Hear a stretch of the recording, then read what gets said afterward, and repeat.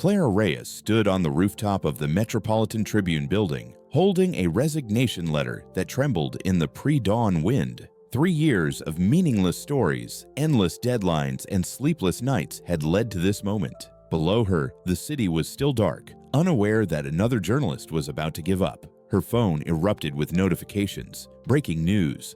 A senator's private jet spotted at an airfield known for smuggling. Marcus wanted her at the airport within the hour. She hadn't slept in 36 hours, but that never mattered to Marcus. Clara crumpled the resignation letter and shoved it into her pocket, where it joined 2 others from previous nights. Her mother's medical bills didn't care about her journalistic integrity. Rent didn't pause for career crises. She headed back down the stairs, each step taking her further from escape. The newsroom was empty, except for the ghost of ambition that had died there long ago. Her desk was a graveyard of coffee cups and sticky notes. The latest note from Marcus was typical. "Airport now. Make it sing or you're covering school boards." She grabbed her laptop, recorder, and notebooks, the tools of a trade that had promised to change the world but barely paid the bills. The elevator was broken again. 7 flights of stairs on legs that had forgotten what rest felt like. Her Honda started on the 3rd try. The drive to the airport was a blur of red lights that felt like brief mercies, moments to close her eyes. Then her phone rang. Unknown international number. She almost ignored it, but exhaustion made her decisions random now. The voice was British, professional, urgent. There had been a mistake with a passenger manifest. Her name was on a list. Security protocols required verification. Could she come to Terminal 2, private aviation section, immediately? Terminal 2 was the opposite direction from the senator's story. But in her exhausted state, everything felt equally surreal. Maybe this was connected. Maybe this was the story that would finally matter. The airport glowed ahead like a promise of escape. She parked and walked toward the terminal, her press credentials getting her through security. At the fork in the terminal, she had to choose. Left led to the senator's jet, another forgettable story. Right led to Terminal 2, to the unknown. Her phone buzzed. Marcus demanding her location. The other reporters were already at the senator's jet. For once, Clara decided to follow her instincts instead of orders. She turned right. Terminal 2 was a different world. Marble floors, soft lighting, classical music. This was where money traveled. Clara felt immediately out of place in her wrinkled clothes and scuffed boots. The security guard checked his tablet and nodded. Her name was on the list. Gate 2B. Please proceed quickly. The gate area was nearly empty. A few well-dressed travelers sat in leather chairs, living in a different reality from hers. The gate agent smiled and handed her a boarding pass before Clara could explain the mistake. First class to Barcelona. Barcelona? She wasn't supposed to be going to Barcelona, but her exhausted body kept moving, following the flow of passengers toward the jet bridge. The private jet gleamed in the morning light. Inside, cream leather and polished wood promised a world she had only imagined. A flight attendant welcomed her by name, pressed champagne into her hand. Clara sank into a seat that felt like a cloud, her body recognizing luxury it had never known. Through the window, she could see the regular terminal where other journalists were probably fighting for quotes about the senator's jet. The resignation letter pressed against her hip as the plane began to move. Clara closed her eyes, exhaustion finally winning. She had no idea that when she opened them again, she would be somewhere she never meant to be, with someone she never expected to meet. Clara woke to gentle turbulence and the soft hum of engines. Sunlight streamed through the window, painting golden stripes across the leather interior. Her mouth was dry, her neck stiff from sleeping at an odd angle. The champagne glass, still half full, sat in the holder beside her. It took several seconds for reality to crash down. She was on a plane, in the air, going to Barcelona. Panic arrived like ice water in her veins. She fumbled for her phone, but of course there was no signal at 30,000 feet. Her laptop bag was in the overhead compartment. Her press story about the senator's jet was probably already being written by someone else. Marcus would fire her. No question about it. The flight attendant appeared with a warm towel and a concerned smile, asking if she needed anything. Clara wanted to scream that she needed to get off this plane, that there had been a terrible mistake. But what was the point? They were already in the air. The mistake had been made. She accepted the towel, pressing it against her face, trying to think through the fog of panic and residual exhaustion. How had this happened? The mysterious phone call, the list at security, the boarding pass handed to her without question. None of it made sense. That's when she noticed him, seated across the aisle typing on a laptop that looked like it cost more than her car. Dark hair, sharp jawline, expensive suit that he wore like casual clothes. He worked with the focused intensity of someone who owned time rather than raced against it. He must have felt her staring because he looked up.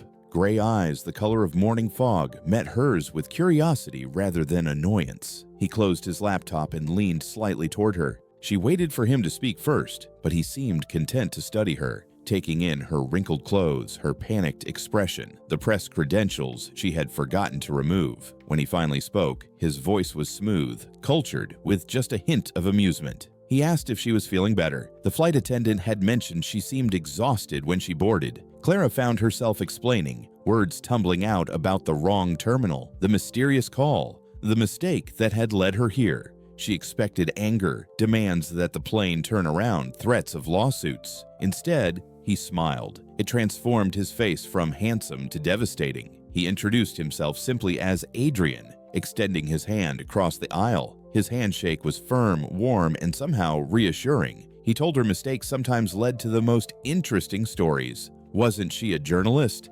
Consider this research, an unexpected adventure. Barcelona was beautiful this time of year. When was the last time she had taken a break? Clara wanted to explain that she didn't take breaks, that she couldn't afford breaks, that her entire career was currently crumbling while she sat in this ridiculous flying palace. But something in his expression stopped her.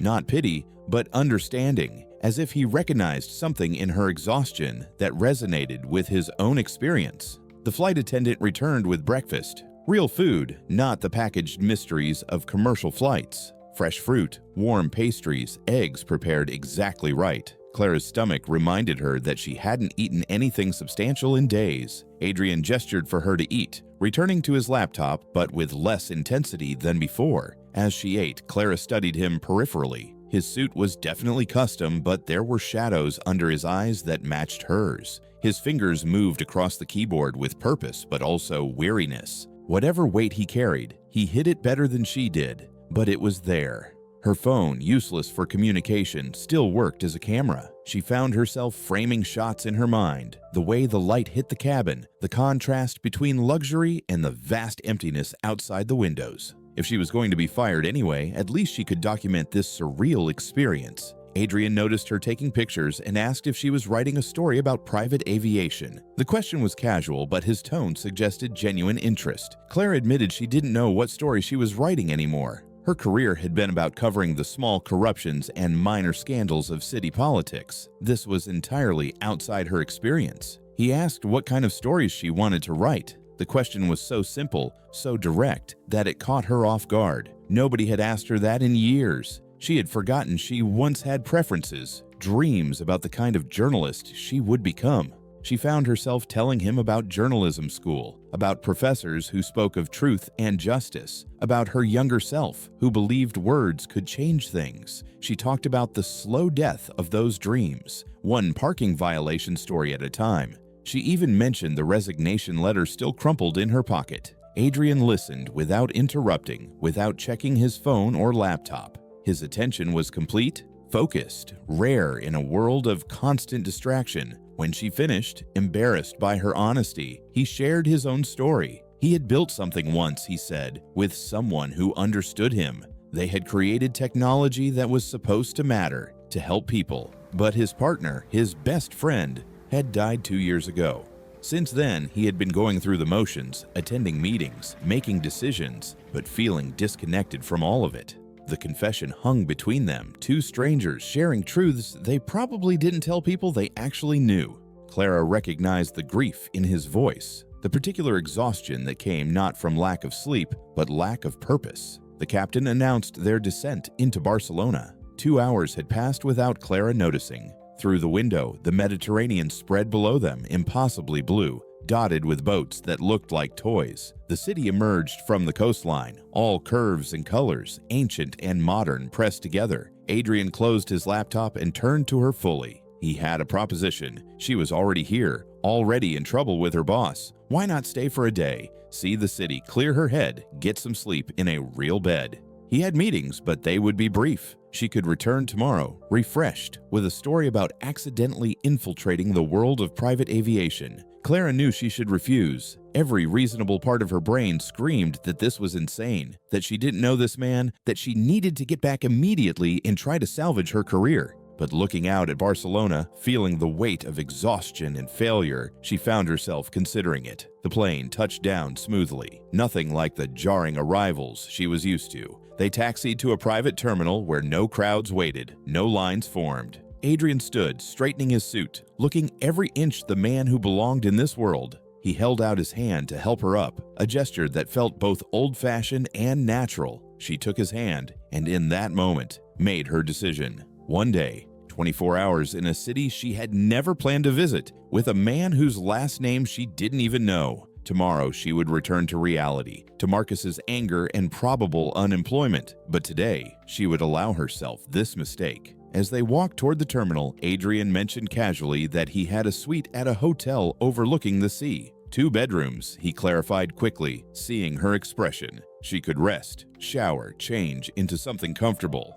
There were shops in the hotel if she needed clothes. His meetings would take a few hours. Then he could show her the city if she was interested. Clara nodded, her rational mind having apparently taken a vacation of its own. She followed this stranger off the plane and into the Spanish sunshine, the resignation letter in her pocket feeling less like a weight and more like permission to stop fighting, at least for one day. The hotel was everything Clara's apartment wasn't. Glass and marble, views of the Mediterranean, staff who appeared before you realized you needed something. Adrian checked them in with a few words in perfect Spanish, and nobody questioned why this disheveled journalist was accompanying him. The suite was larger than any apartment Clara had ever lived in. 2 bedrooms, as promised, separated by a living area that opened onto a terrace. The sea stretched endlessly beyond, boats drawing white lines across the blue. Adrian showed her around with casual efficiency, pointing out the bathroom, the room service menu, or the closet where she could hang her things.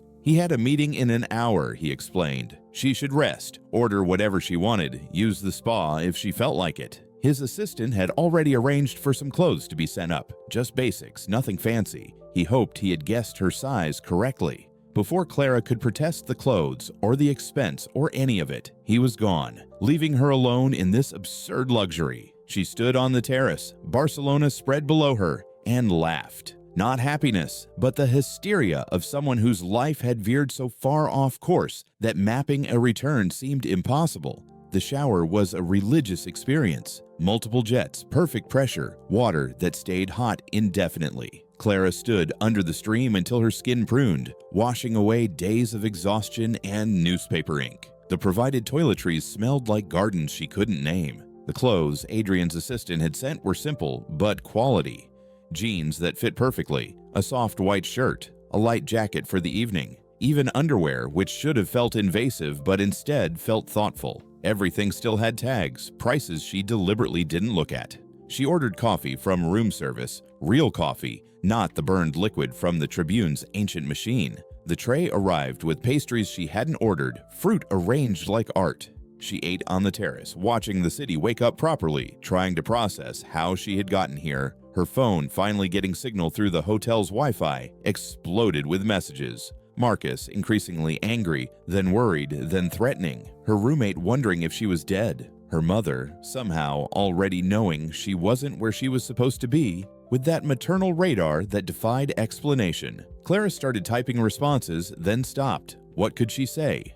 That she had accidentally boarded a private jet with a mysterious man and was now in Barcelona? It sounded insane even to her, and she was living it. She turned off her phone instead, choosing denial over explanation. Adrian returned earlier than expected, looking tired but pleased. His meeting had gone well, though he didn't elaborate on what the meeting was about. He had changed into casual clothes, jeans, and a simple t-shirt that probably cost more than her entire outfit back home.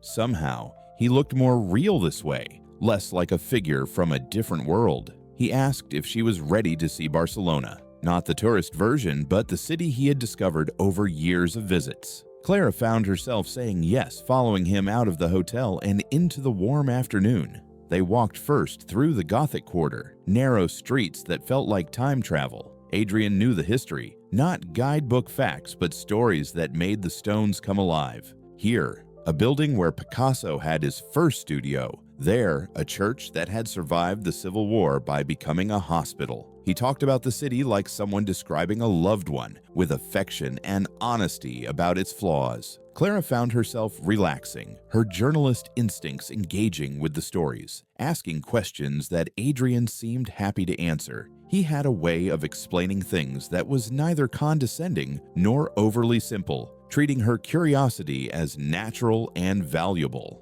They stopped at a small cafe tucked into an alley that tourists would never find. The owner greeted Adrian by name, bringing them cortados without being asked. They sat outside, watching locals navigate the narrow street with practiced ease. Adrian asked about her work, not the exhaustion and frustration she had already shared, but the moments that had made it worthwhile. Clara found herself remembering stories she had forgotten, times when her words had mattered, a corruption exposed that had led to actual change, a human interest piece that had reunited a family, small victories that had been buried under years of mundane assignments. He listened with the same complete attention he had shown on the plane, asking follow-up questions that showed he was actually processing what she said. It had been so long since someone had treated her work as important that Clara felt almost uncomfortable with the focus. They walked to the beach as the sun began its descent. The Mediterranean was calmer than any ocean Clara had seen, more like a vast lake. They removed their shoes and walked along the edge where water met sand, their conversation flowing as naturally as the waves.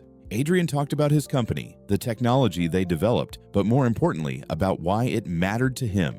His friend, the one who had died, had believed technology should solve real problems, not just create new ways to sell things. They had built their company on that principle, though Adrian admitted it was harder to maintain without his partner's idealism to balance his pragmatism. Clara recognized grief in the way he spoke, the careful past tense, the moments when his voice caught. She didn't offer platitudes or try to fix it. She just walked beside him, occasionally sharing her own losses, smaller perhaps, but no less real. Her father, who had died believing she would win a Pulitzer. Her mentor, who had drunk himself out of journalism and into obscurity. The sun set spectacularly, painting the sky in oranges and purples that seemed designed to sell postcards. They sat on the sand watching the light change, comfortable in silence. Clara realized she couldn't remember the last time she had watched a sunset without thinking about deadlines. Adrian suggested dinner at a place he knew, family run, no tourists.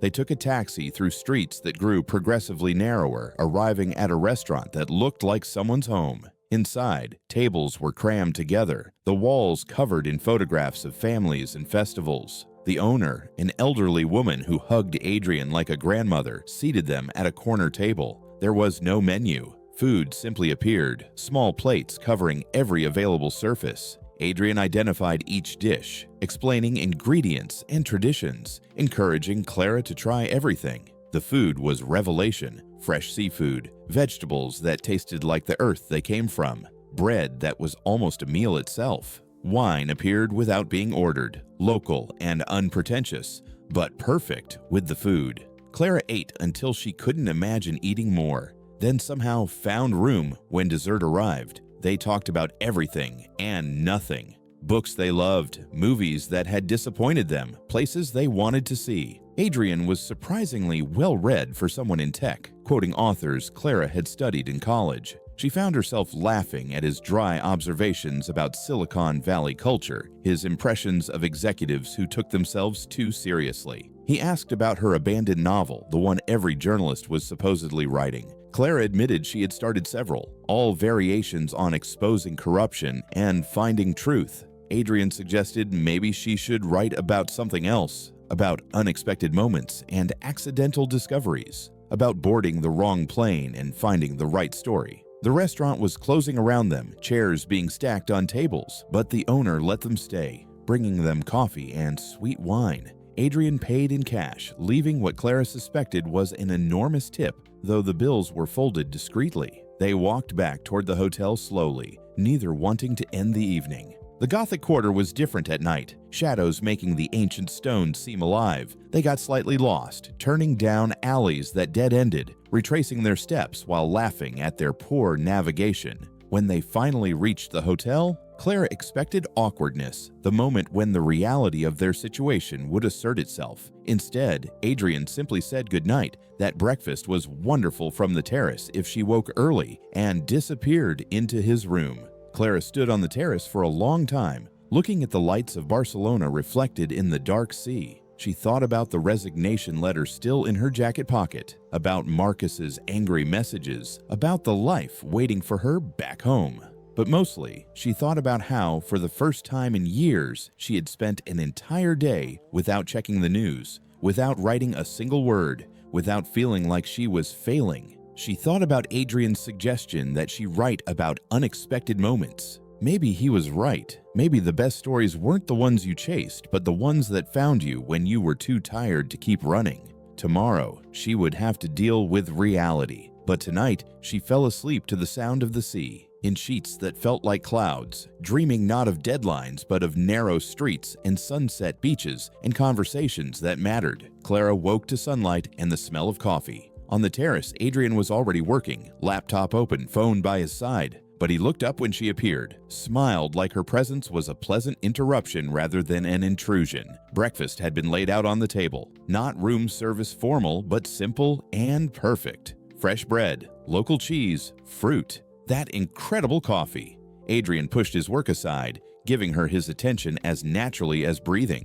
He had a proposal. His meetings were done. They could return today as planned, or they could stay another day. See more of the city. Venture beyond Barcelona. His schedule was clear, a rarity he admitted, and when would she have another chance like this? Clara knew she should refuse. Every hour she stayed made her return harder, but looking at the morning light on the water, feeling rested for the first time in months, she heard herself agreeing. One more day. Marcus had probably already fired her anyway. They drove north along the coast in a car Adrian had somehow procured, something elegant, but not flashy. The windows were down, salt air mixing with the radio playing Spanish guitars. Clara found herself photographing everything, not for a story, but for memory. They stopped in Sitges, a coastal town that felt like Barcelona's quieter cousin. White buildings against blue sea, narrow streets that led to hidden squares. They wandered without purpose, buying gelato from a stand, sitting on stone steps watching locals argue about football. Adrian was different outside the city, more relaxed, quicker to laugh. He told her about his first time in Spain, young and arrogant, thinking money could buy understanding, how the country had humbled him, taught him that some things couldn't be purchased, only earned through time and respect. They found a beach that required climbing down steep rocks. Nobody else had made the effort, leaving them alone with the sand and sea. Clara hadn't brought a swimsuit, but Adrian convinced her the water was too perfect to resist. They swam in their clothes, laughing at the absurdity, floating on their backs while their jeans grew heavy. Sitting on the sand afterward, soaking wet and probably ruining their clothes, Adrian talked about his friend again, how they had met in college, both outsiders in different ways, how they had built their first prototype in a garage, such a cliche they had done it deliberately. How his friend's death had left him wealthy but purposeless, successful but lost. Clara told him about her father, how he had been a journalist too, back when the profession meant something different. How his death had pushed her into journalism, trying to finish what he started. How she had gotten lost somewhere between his idealism and the reality of modern media. They were sharing griefs, she realized, but it didn't feel sad. More like setting down weights they had been carrying alone. Finding someone else who understood the particular exhaustion of performing normalcy while grieving. As their clothes dried in the sun, Adrian asked what she would write if she could write anything, not for newspapers or magazines, just for herself. Claire admitted she wanted to write about people like the ones they had met yesterday, the restaurant owner, the cafe proprietor, people whose stories wouldn't make headlines but contained entire worlds. Adrian suggested she do it. Take a sabbatical, travel, write the stories nobody was assigning. When Clara laughed at the impossibility, he grew serious. Why was it impossible? Because of money, because of expectations, because she had convinced herself that suffering was somehow noble.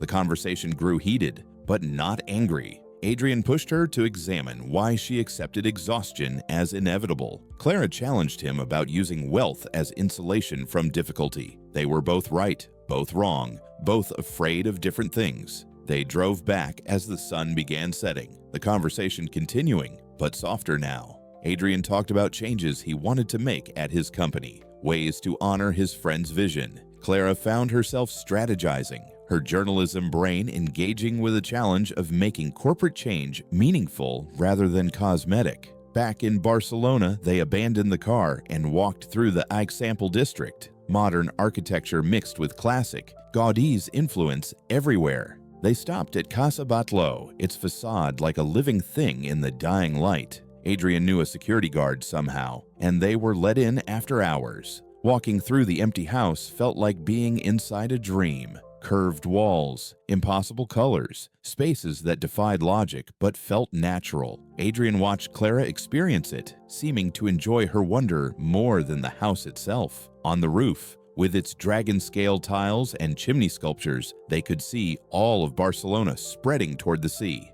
The city was lighting up, a constellation at their feet. Clara felt Adrian move closer, not touching, but near enough that she could feel his warmth. He asked if she regretted the mistake that brought her here. Clara thought about Marcus's angry messages, her probably lost job, the chaos waiting at home. Then she looked at this impossible roof, this beautiful city, this man who listened like her words mattered, and told him it was the best mistake she had ever made. They had dinner at a tiny place Adrian had discovered by accident years ago. The chef cooked whatever he felt like, serving 5 tables maximum. They ate things Clara couldn't identify, but trusted were good. Drank wine that made the world softer at the edges. Adrian told her about places he wanted to show her. Tokyo at cherry blossom season, northern lights in Iceland, libraries in Prague. He spoke like she would be there, like this wasn't ending tomorrow. Clara let herself imagine it, just for tonight, a life where she could say yes to adventures. Walking back through the Gothic quarter, they passed a small plaza where someone was playing guitar. Others had gathered, some dancing, some just listening. Adrian pulled Clara into the informal dance floor, and though neither really knew the steps, they moved together, laughing when they stumbled. An older couple showed them the proper movements, patient and amused. Soon, they were managing a passable dance, Adrian's hand on Clara's waist, her hand in his. The guitar making everything feel like a movie she wouldn't have believed. When the music ended, they stayed close for a moment. Clara could feel Adrian's heartbeat, quick despite his calm expression. She wanted to kiss him, wanted him to kiss her, but something held them both back.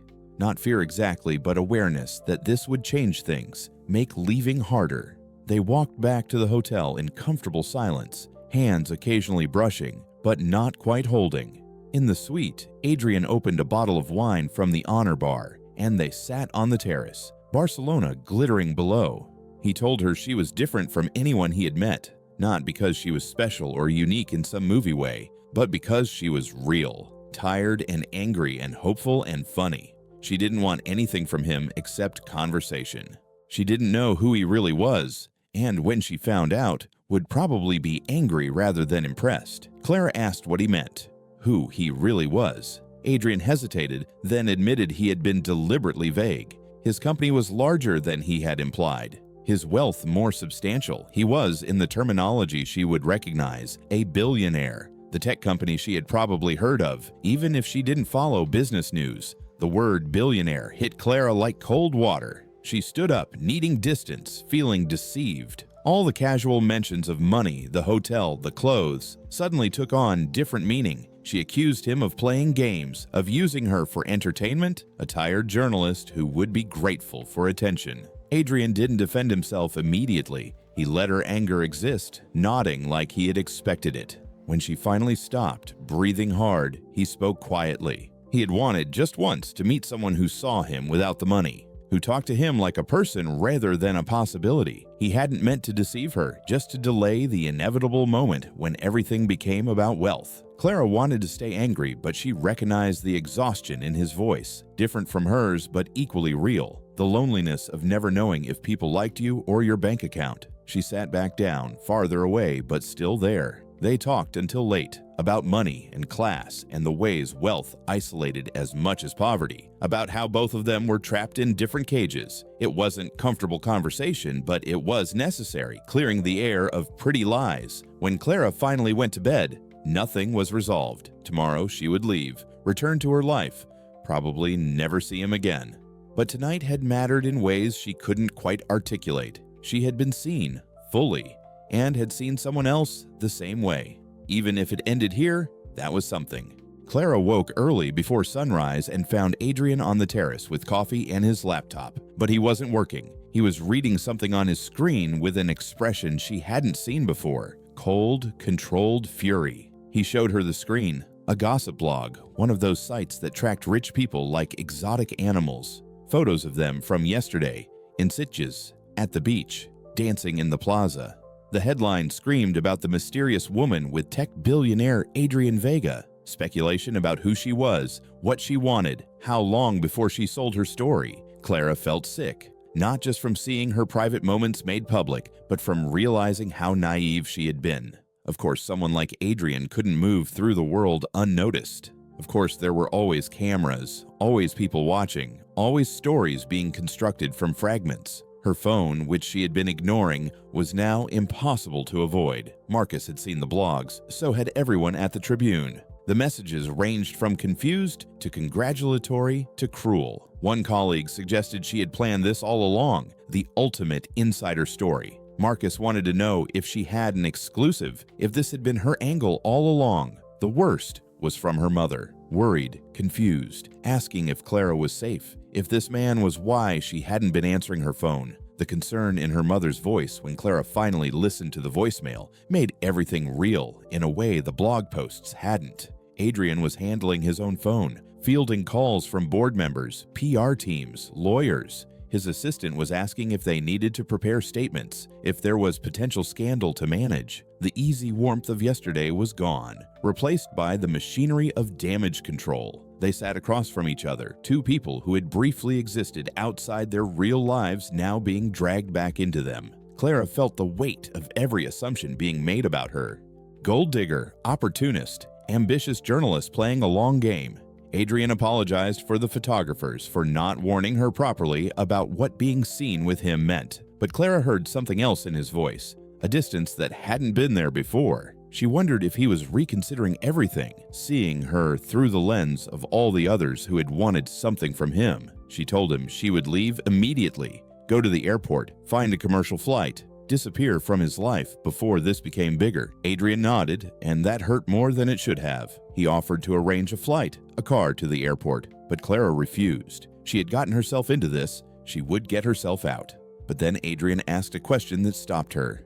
Did she really think he believed she had planned this? That she had somehow orchestrated boarding the wrong plane? That everything between them had been calculated? Clara wanted to say no, but doubt had crept in from both sides. The conversation turned sharp.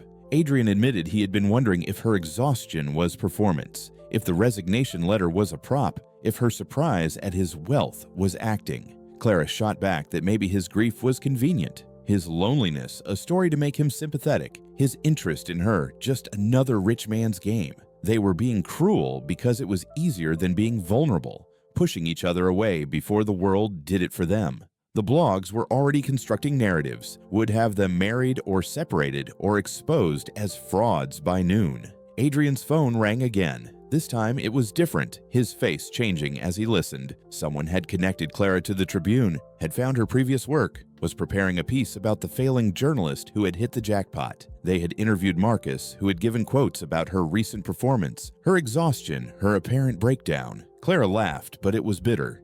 Of course, Marcus would throw her under the bus for 5 minutes of relevance. Of course, her collapse would become content. She thought about all the stories she had written, reducing people to their worst moments, and wondered if this was karma. She started packing, throwing the clothes Adrian had bought into the shopping bags they had come in. She would leave them here, wear her wrinkled journalist outfit home, armor herself in her old life. But Adrian stopped her, his hand gentle on her wrist. He asked her to look at him. Really look at him.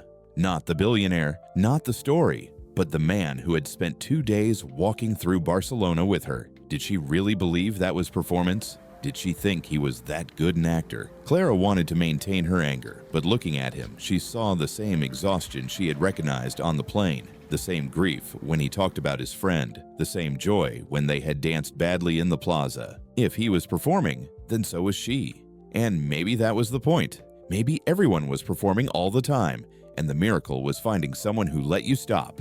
But the world wouldn't let them stop. Her phone was ringing now. Unknown numbers that were probably reporters. The story was growing, taking on a life of its own. Soon, someone would be at the hotel, would follow them if they tried to leave. The bubble had burst, and reality was flooding in. Adrian made a decision. He called his pilot, arranged for the plane to be ready in an hour. Not to take Clara home, but to take them both somewhere else.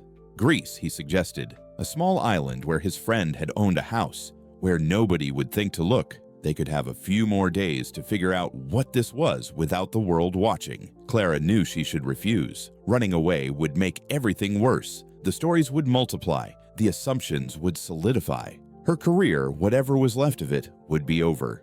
But looking at the circus already forming around them, she realized her career was already over. The moment those photos were published, she had become the story rather than the one telling it. She agreed, but on one condition. No more secrets, no more careful omissions.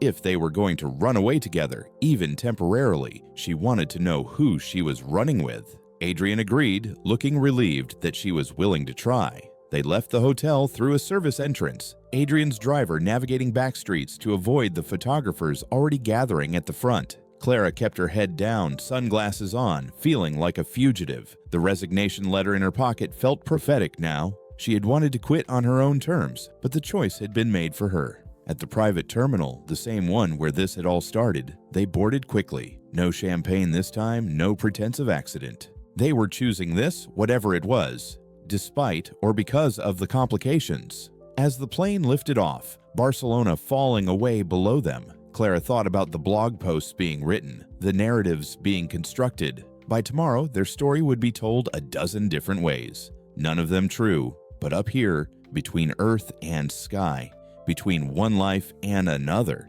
they had a chance to figure out what the true story was. Adrian took her hand as they climbed through clouds. Neither of them spoke, but the touch said what words couldn't. They were in this together now, for better or worse. The conflict with the outside world had only clarified what they didn't want to lose. The Greek island was everything Barcelona wasn't. Quiet, isolated, a handful of white houses clinging to rocky hills above water, so blue it looked artificial. Adrian's friend's house sat alone on a promontory, surrounded by olive trees and silence. The house itself told a story, not the polished perfection of Adrian's world, but something more lived in, more real. Books in 3 languages, a kitchen designed by someone who actually cooked, art chosen for love rather than investment. Adrian's friend had built a life here, and his absence was palpable in every carefully chosen detail. They had been there 2 days, existing in a strange suspension. No photographers, no blogs, no phones except for essential calls. Adrian dealt with his board in terse morning conversations. Clara had finally called her mother, explaining what she could, promising she was safe. But they hadn't talked about them, about what happened when this escape ended. They cooked simple meals, swam in the cove below the house, read books from the friend's library, playing at being normal people with normal lives, both knowing it was temporary. On the 3rd night, a storm rolled in from the sea. They sat on the covered terrace, watching lightning illuminate the water, rain turning the air silver. The electricity had gone out, leaving them with candles and the sound of wind. Adrian finally broke their careful silence about the future. He told Clara he had been thinking about what she said on the plane, about resignation letters and meaningless stories. He had an offer for her. Not romantic, he stressed, strictly professional. His company needed someone to tell their stories differently, to find the human element in technology. Would she consider it? Clara understood what he was doing, offering her a life raft, a way to be near him that wouldn't look like what everyone assumed, a respectable position that would rehabilitate her reputation. It was generous and practical and completely wrong. She told him no. If she took his offer, she would never know if what they had was real or just proximity and gratitude. She would become exactly what the blog said she was, someone who had leveraged a chance encounter into profit. More importantly, she would lose herself completely, becoming a satellite to his son. Adrian accepted her refusal without argument, but she saw the hurt flash across his face. He asked what she wanted then. What came next? Clara admitted she didn't know. Her career was destroyed, her reputation in shreds. She couldn't go back to the Tribune, couldn't stay here forever. She was professionally and personally adrift. They sat in silence, watching the storm.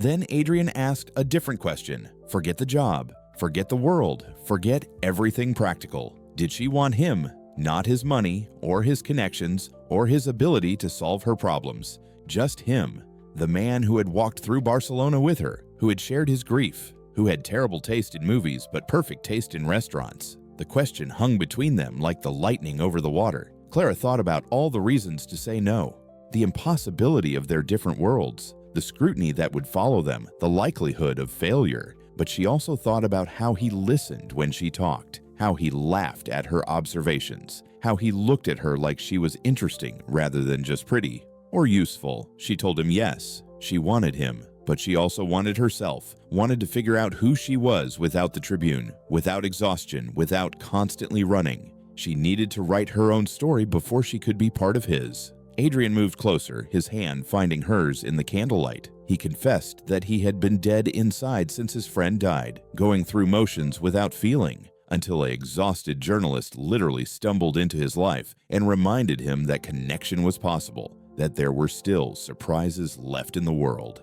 He loved her. The words came out simple, without flourish. He loved her tiredness, and her anger, and her terrible coffee addiction. He loved that she had no idea who he was when they met, and was angry rather than impressed when she found out. He loved that she was the only person in 2 years who had made him forget to check his phone. Clara started crying, which surprised them both. She wasn't a crier, had trained herself out of it years ago. But the tears came anyway, for all the mornings she had stood on that rooftop wanting to jump, for the death of the journalist she had wanted to be, for this impossible thing that had happened when she was too tired to prevent it. She told him she loved him too, but it felt inadequate. Love was too small a word for what had happened. He had interrupted her slow suicide, had shown her that life could still surprise her, but love wasn't enough to solve their practical problems, wouldn't make their worlds compatible. Adrian suggested they try anyway. Not the fairy tale version where everything worked perfectly, but the real version where they would face problems and scrutiny and probably failure. He would back off, give her space to rebuild her career however she wanted. They could date like normal people if normal people had to deal with paparazzi and gossip blogs. Clara laughed at the idea of them dating normally, getting coffee while photographers waited outside, having dinner while Twitter speculated about their relationship status. It was absurd, but maybe absurdity was what she needed after years of grinding predictability. The storm was passing, moving inland, leaving them with dripping eaves and the smell of rain on hot stone. They moved inside, still talking, planning something that resembled a future. Clara would go back, not to the Tribune, but to something new. Freelance work, the book she had always threatened to write. Adrian would return to his company, try to honor his friend's vision. They would see each other when they could, building something slowly, away from public view as much as possible. It wouldn't be easy, might not work, would definitely invite judgment. But it was real, which was more than either of them had had in years. That night, they finally kissed. Not the dramatic kiss of movies, with swelling music and perfect lighting. Just two people who had found each other by accident, holding on despite the odds. Clara tasted wine and possibility. Adrian's hand shook slightly, betraying the calm he projected. They stayed up until dawn, talking and kissing and talking more about fears and hopes and the strange turns that had brought them here. The sun rose over water that had forgotten the storm, painting everything gold and new. Adrian's phone rang with morning business, reality intruding. But it felt different now, manageable rather than overwhelming. They had made their choice, separately and together. Whatever came next, they would face it consciously rather than stumbling through exhausted. Clara stood on the terrace, looking at the Mediterranean, thinking about another morning on another rooftop. The resignation letter was still in her jacket pocket, crumpled and unnecessary now. She had resigned from her old life without needing to submit paperwork. Adrian joined her, bringing coffee that was somehow perfect despite the primitive kitchen. They stood together, not needing to talk, watching the world wake up. Tomorrow they would fly back, face whatever waited for them. But today was still theirs. This pocket of time they had stolen from their real lives. Clara thought about the story she would write about this someday. Not for newspapers or magazines, just for herself. About mistakes that weren't mistakes. About finding love when you weren't looking. About boarding the wrong plane and arriving exactly where you needed to be. The next morning brought a different kind of clarity. They made breakfast together, Adrian teaching Clara how to make proper Greek coffee in the brass pot his friend had treasured. The ritual of it, the precision required, felt like a metaphor for what they were trying to build. Something that required patience, attention, the right amount of heat at the right time. Adrian talked about his friend more freely now. His name was Marcus, coincidentally the same as Clara's editor, but everything else opposite. Marcus had been the dreamer, Adrian the pragmatist. Together, they had built something that mattered, or at least was supposed to matter, but success had changed things, had changed them. The company grew beyond their ability to control its culture, its purpose diluting with each funding round. Marcus had wanted to pull back, to return to the original vision. Adrian had argued for growth, for influence, for the power to make bigger changes. They had fought about it the night before Marcus died. Not dramatically, just the tired argument of old friends who had said the same things too many times. Marcus had left frustrated, had taken his motorcycle despite the rain, had never made it home. Clara understood the weight of that last conversation, how it colored everything that came after. She told Adrian about her own father, how their last talk had been about her career, him pushing her to aim higher while she defended her choice to stay at the Tribune, how she had been irritated by his insistence, had cut the call short. 2 days later, the heart attack. She had been chasing the bigger stories ever since, trying to honor his ambition retroactively. They were sharing their deepest regrets, the moments that had shaped them through absence. It was intimacy of a different kind, showing each other the broken parts that usually stayed hidden. Adrian admitted he had been running the company on autopilot, making decisions based on what Marcus would have wanted rather than what made sense now. Clara confessed that she had been writing for a dead audience, her father's approval that would never come. The day stretched long and lazy. They swam in the cove, the water so clear they could see their shadows on the sandy bottom. Adrian showed her the cave his friend had discovered, accessible only at low tide. Inside, someone had carved initials decades ago, lovers immortalizing themselves in stone. Clara traced the letters, wondering if those people had made it, if their love had outlasted their graffiti. That evening, they walked to the village, a cluster of buildings around a small square. The locals knew Adrian, greeted him with the reserved warmth of people who respected privacy. They bought supplies at the single shop, the owner insisting on adding honey from his own hives, wine from his cousin's vineyard. At the taverna, they were the only customers. The owner, an elderly woman who moved like she had all the time in the world, brought them food without asking for orders. Fish caught that morning, vegetables from the garden behind the building, bread that was still warm. She spoke to Adrian in Greek, and he translated for Clara. She was asking if Clara was the one from the pictures. Even here, the story had traveled, but the woman wasn't judging. She told Clara through Adrian's translation that she looked tired in the photos, that island air would help, that love was difficult enough without the world watching. Then she brought them dessert they hadn't ordered and wine they didn't need, mothering them in the universal language of food. Walking back in the dark, guided by stars and the sound of waves, they talked about the impossibility of privacy. Adrian had lived with scrutiny for years, had developed armor against it, but Clara was new to this, unprepared for strangers dissecting her life. She worried about her mother reading the blogs, her friends thinking she had sold out, her former colleagues mining their memories for sellable stories. Adrian told her it would get worse before it got better. There would be think pieces about women who dated up, profiles attempting to psychoanalyze her choices, social media accounts dedicated to criticizing her clothes. But eventually, something else would happen. Someone else would become the story, and they would be left with regular famous person problems rather than acute scrutiny. Clara wasn't sure she wanted regular famous person problems either. She had chosen journalism partly for its invisibility, the ability to observe without being observed. Now she would be on the other side of that dynamic, forever aware of being watched. That night, the storm rolled in as predicted. They sat on the covered terrace, watching nature perform.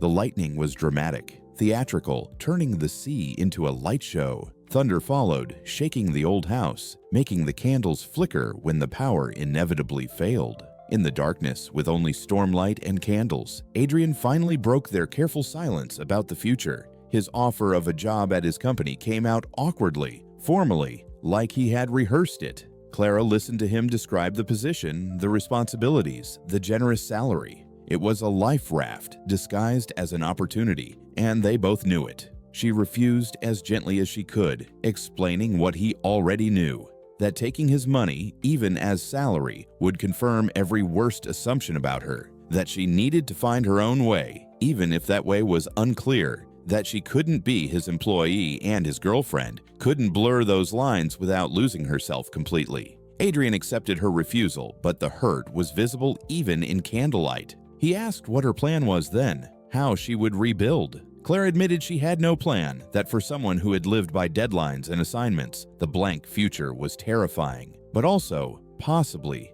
liberating. They sat in silence, watching the storm rage. The wind howled through the olive trees, a sound like the world ending. Then Adrian asked his real question, the one hiding under job offers and practical concerns. Did she want him? Not the solution he represented, not the escape from her collapsed career, but him specifically, with all his complications and damage. Clara thought about all the reasons to say no. They had known each other less than a week. Their worlds were incompatible. She was a liability to his reputation. He was a threat to her independence. Any relationship would be conducted in public, dissected by strangers, measured against impossible standards. But she also thought about how he had looked at her work, reading her old articles on his phone, taking her writing seriously when she had stopped taking it seriously herself, how he had shared his grief without making it her responsibility to fix, how he had offered her an escape but accepted when she chose to face things instead. She told him yes, but with conditions. She needed to figure out who she was without the Tribune, without exhaustion as identity.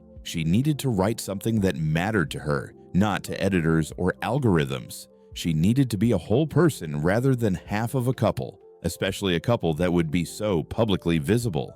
Adrian moved closer, his hand finding hers in the darkness between lightning strikes. His confession came out in pieces, broken by thunder, how dead he had felt since Marcus died, how he had been performing the role of himself, successful and confident and hollow. How she had crashed into his life literally and figuratively, disrupting his careful numbness. He loved her tiredness because it was honest, her anger because it was earned, her ambition because it hadn't been completely crushed, despite everything trying to crush it. He loved that she had boarded the wrong plane, that she had stayed despite having every reason to run, that she was refusing his money even though she needed it. The words, "I love you," came out simple, without decoration, not a question or a plea. Just a fact he needed her to know. He loved her, would love her whether she stayed or left, would love her through whatever came next, but he hoped she would stay, would try, would see if what they had found by accident could survive on purpose. Clara started crying, surprising herself. The tears came from somewhere deep, accumulated grief for the career she had lost, the life she had been living, the father who would never see her find happiness.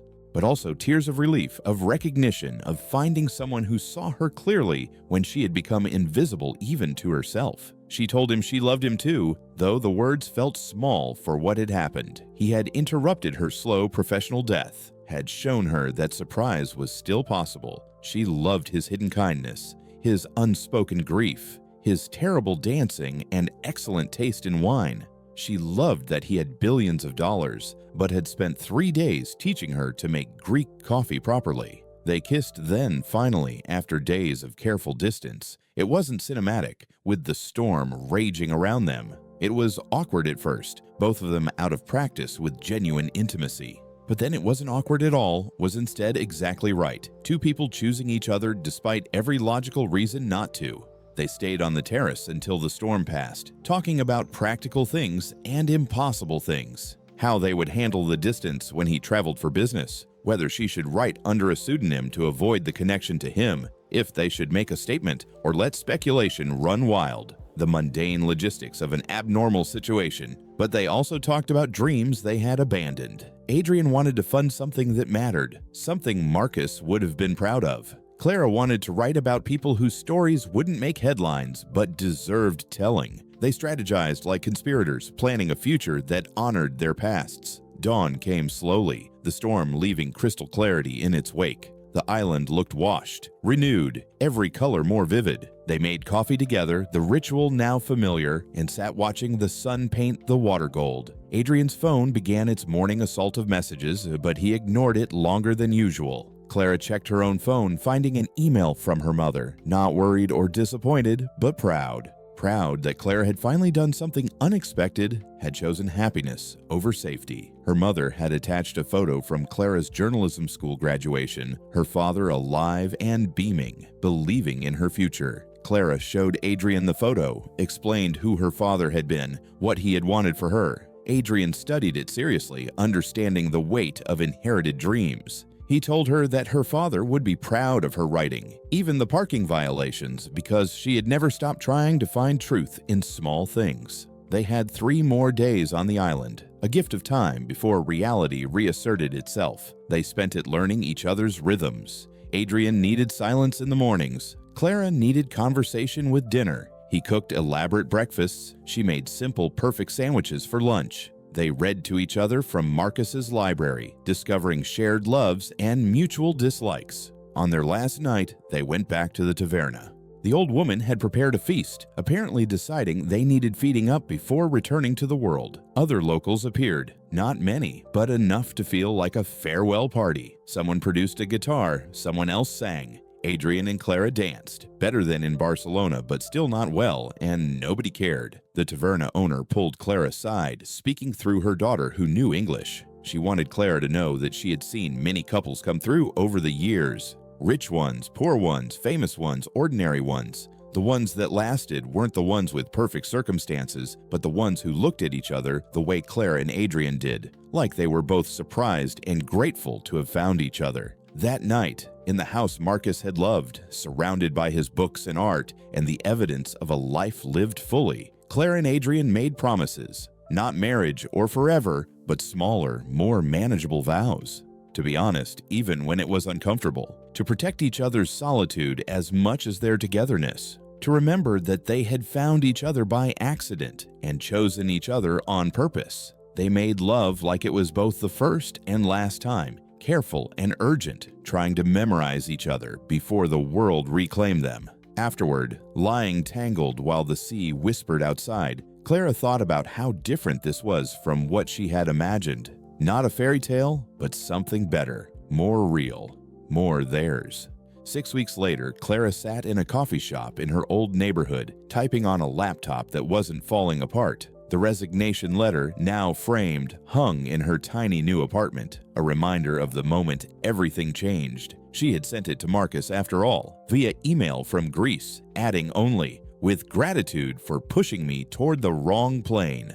The aftermath had been exactly as brutal as expected. The blogs had dissected every aspect of her life, from her college grades to her dating history. Someone had interviewed her prom date. Marcus had given 3 different interviews, each more bitter than the last, painting her as calculating and unstable. Her former colleagues had chosen sides, most choosing the side that kept them employed. But there had been unexpected support too. Other journalists who had burned out reached out with encouragement. Her mother had become her fiercest defender, telling anyone who would listen that her daughter had finally chosen happiness over obligation.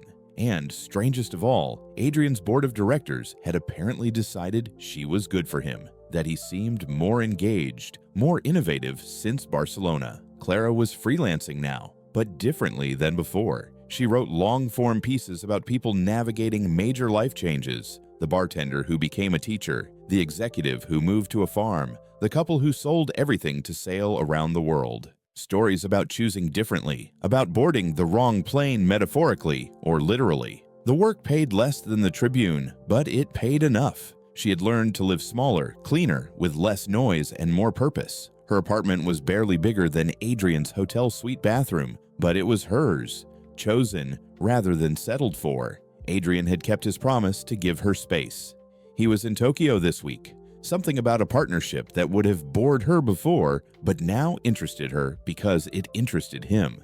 They talked every night, late for her, early for him, finding windows in their different time zones. The speculation about them had shifted from salacious to frustrated. They rarely appeared together in public, and when they did, they were boring.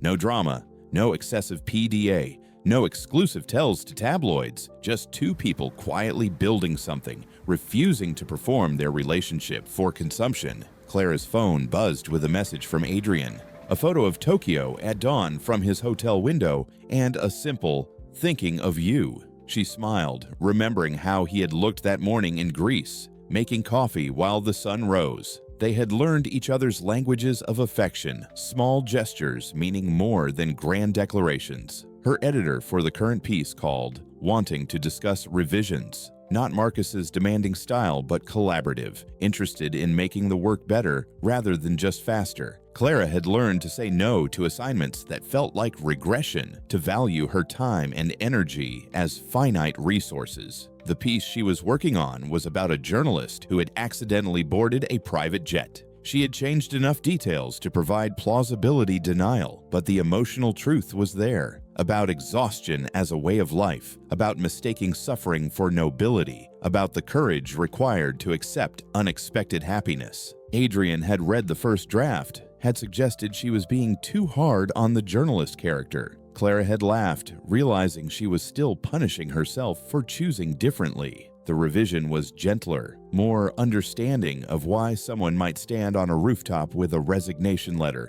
why they might board the wrong plane, why they might choose love over logic. The coffee shop was filling with the lunch crowd, her signal to leave. She walked through the city, seeing it differently now. Not as a series of potential stories, but as a place where people lived their complicated lives. The constant urgency that had driven her for years had faded, replaced by something more sustainable. Her new apartment building had no rooftop access, which was probably for the best. But there was a small balcony where she grew herbs in pots, where she drank morning coffee, where she sometimes stood and thought about how close she had come to missing all of this. Inside, she returned to her article, losing herself in the work, but not in the unhealthy way of before. She took breaks, ate actual meals, stopped when her body said stop. Revolutionary acts for someone who had equated suffering with productivity. Her phone rang. Adrian breaking their usual schedule. His voice was excited, boyish in a way he rarely allowed himself to be.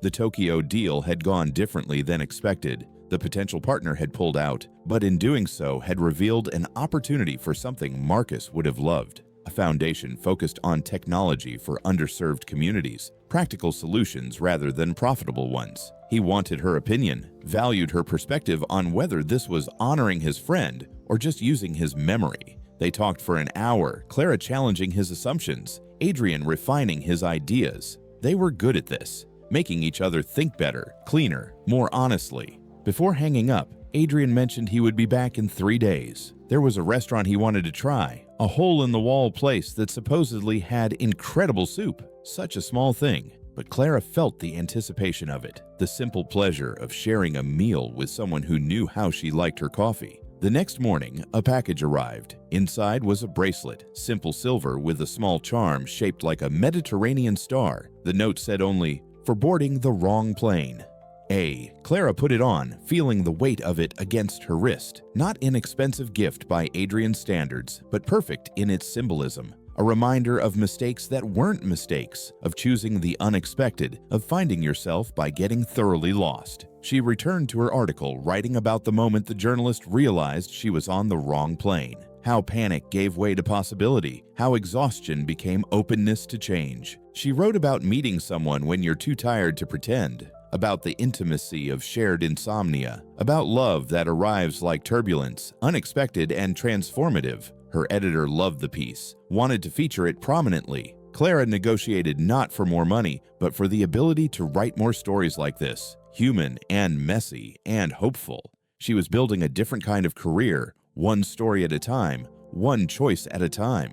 That evening, she met an old colleague from the Tribune for drinks. They had stayed neutral during the scandal, more interested in her well-being than the gossip. They talked about the paper's continued decline, Marcus's increasing desperation, the young journalists burning out just as Clara had. The colleague asked if she regretted any of it. Clara thought about the question seriously. She regretted the exhaustion, the years of accepting less than she deserved. But the wrong plane, the scandal, the complete upheaval of her life? Those she would choose again.